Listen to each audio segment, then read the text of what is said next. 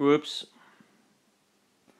I tend to make a mess when I'm when I'm busy. What the fuck is that?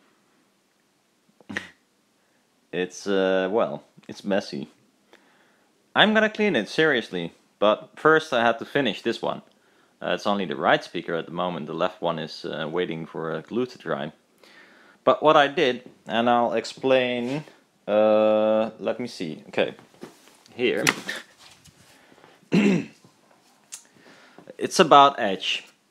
Edge you can use to do baffle diffraction modeling, and it is useful since this was the first baffle. No, this is the second baffle. Wait, where's the first?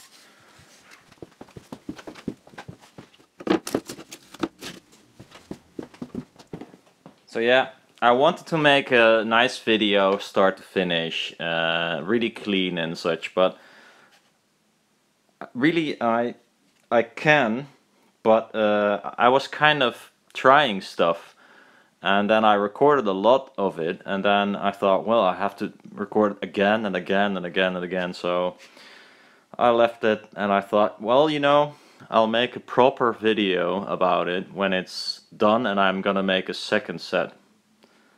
But that's no fun. So, first baffle.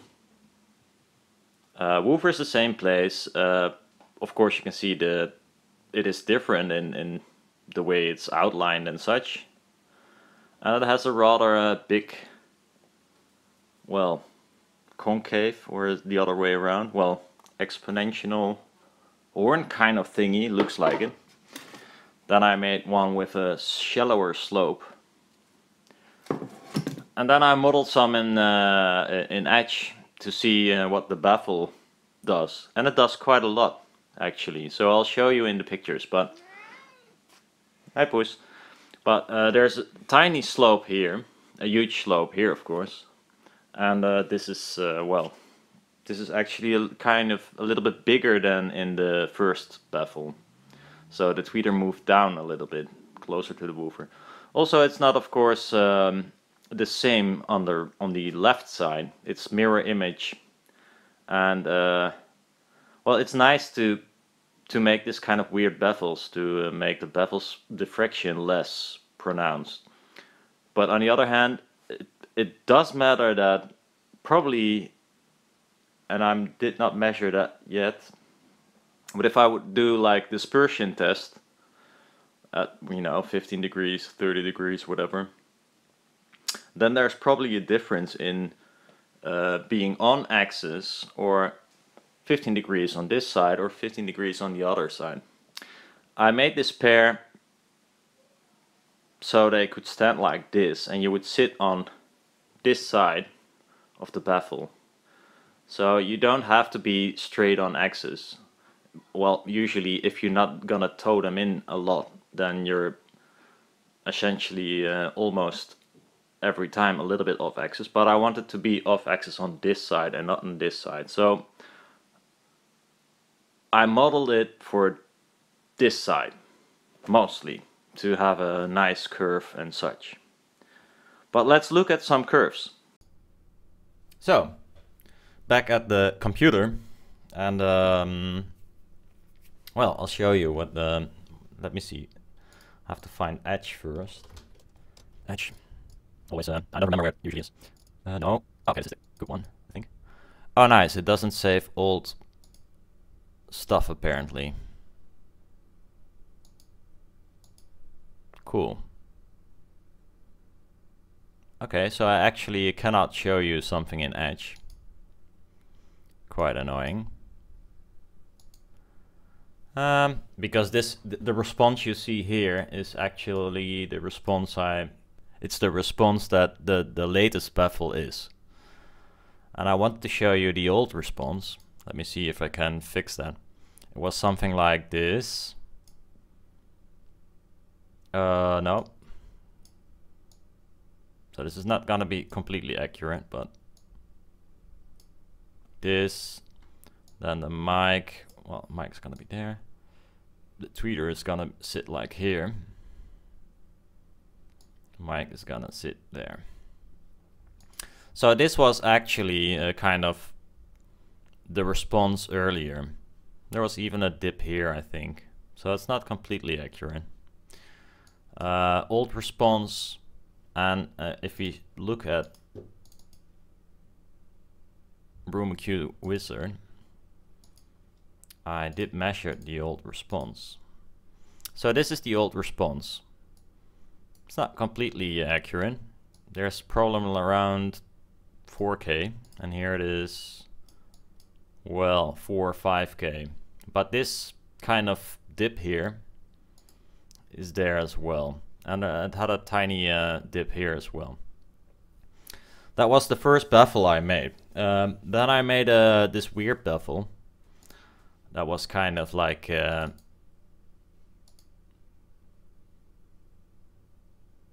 one. Can I just close it or something? Well, this is well prepared. Edge.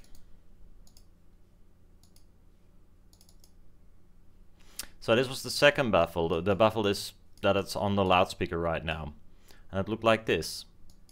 And oh,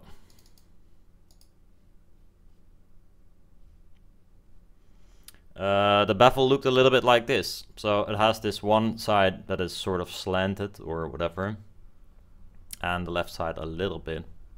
And then the response looked like this, much smoother than the previous response. If we look at rev, this was the first one. The purple one is the first baffle. I'll just smooth it a little bit more.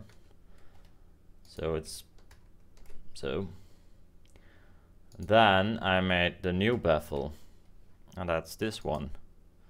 And you can see clearly it is filling up this gap way better, and also filling up this tiny gap at the end. So now it looks like this. And that is actually kind of like what this does. Although this thing here is like exaggerated a lot. It's not that huge. Maybe really close it is that huge, but this was measured at 1 meter or something, a little bit more, and it is not that huge. But yeah, so this was the response it became, and as you can see, it is rather smooth. Then I applied the filter. It's a 12 dB octave filter. I think it was Basil or whatever, the BMW thing. So no link with Riley. Then it looked like this, straight, I think, rather straight.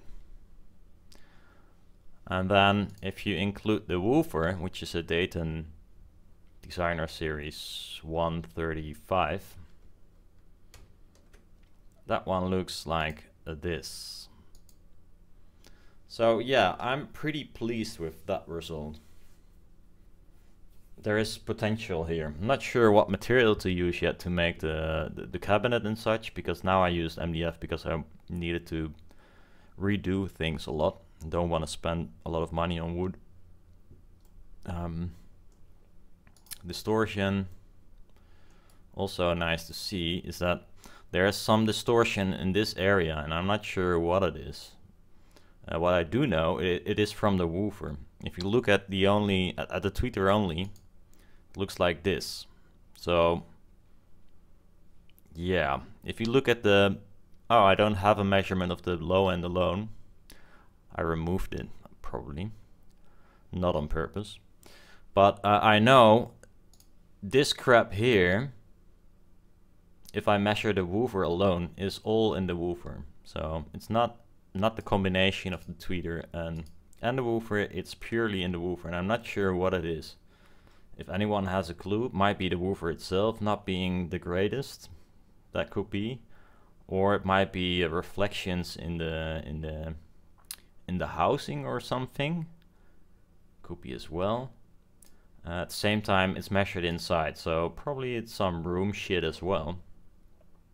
A lot of room shit, by the way. I mean, this dips here. It's definitely room stuff. Here, here, here, here. So, yeah, might be that as well. I don't know. But it's not in the tweeter, that's for sure. yeah, so I wanted to make a nice video about making these monitors, but I only can do this if I know what I'm gonna build, and this is, I think, what I'm gonna build, and I'm not sure yet what material to use. I thought a little bit about concrete, but that's gonna be really complicated. So it might be birch plywood, but I'm not sure yet on the thickness. I mean, here 12mm is common, and then 18, but 12 is too thin, 18 is too thick. I would like to have 15, so gonna take a look if I can find 15 somewhere for a decent price and make it out of that. And as you could see, the baffles were completely smoothed everywhere by CNC, which is taking up a lot of time. So I'm not sure if I want to do that for every baffle. I mean, for just a pair for myself, it's not that big of a deal, but yeah. So let's go. Let's do a first musical appearance of the two, and it's gonna be in the next video I'll post directly after this one, because you know the drill, it's gonna be monetized, demonetized, so copyright stuff and such. So for now, this is just some background, and it was about the edge. Use edge to model your baffle. It helps a lot. You can see, well, here I'll show you real quick. If you make the sides, for instance, the same on both sides, this problem here, or the dip here, is gonna be bigger than normal. So if we enlarge this a little bit, it's not a very nice program to work with, but it does its thing. Let's make it square. And now it looks like, let's put the mic here. Now it looks like this, but if we put it in the middle, it's gonna be more terrible. So it's nice to have symmetry for the eye, but not so much for making a baffle. Here, there you go. That's a huge hump here and a huge dip here. Not cool. So if you put it slightly off, you can reduce that. And usually it is, if you keep 1/3 in mind while doing it, it helps a lot. So never double the size, or move it 1/4, which still adds up. So choose 1/3. So now this left side and this top side is almost the same as well. So if we make this more like this, it should be a little bit smoother, as you can see. Or we could choose put it straight on the edge here and leave some more room on the top. Well, not the best, because we lose some low end because it's really close to the edge and it's an open baffle. If we disable open baffle, it should be looking a little bit smoother. Still, I think this one worked better. This program is really shitty to work with. But the problem is it does what it's supposed to do quite well, and there is no substitute for it, so at least that I know of. So, and this is free as well, so well, you don't hear me complain. It works, and yeah, it's a bit like Fem. It's not nice to work with, but it does work, so you have to put some more effort in it. But yeah, creating a baffle is quite important, as you could see. I mean, it looks way better in the new baffle than compared to the old one that was kind of more based on aesthetics than anything else. A tiny bit of baffle diffraction idea went in there, but not enough, as you could see. So this looks way better, and I'm really pleased. And I'm gonna listen to some music, and hopefully it pans out.